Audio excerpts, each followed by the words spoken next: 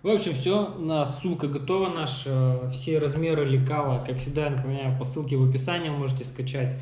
Кожа у нас 1,8 мм, это Камышловский кожевенный завод, цвет, по-моему, красное дерево. Строчку мы брали в цвет, это вот такая бордовая, красная, непонятная, но она когда вместе с кожей идет, она в принципе в тон попадает. По шаг мы сделали 7 мм шва, получается, каждый шов зафиксировали такими клепочками здесь, также сзади. Вот сзади застежку, железку там заклеили. Что еще? Здесь инициалы, гравировка, ремень.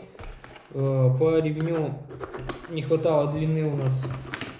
Сделали вот такое вот решение. Слушайте, довольно неплохо. И я думаю, что довольно крепко. Это уже вряд ли она порвется. Все это дело. Так, ну вот такая вот сумочка получилась. Что можно сказать? Всем большое спасибо за внимание. Ставьте лайки. Подписывайтесь на канал.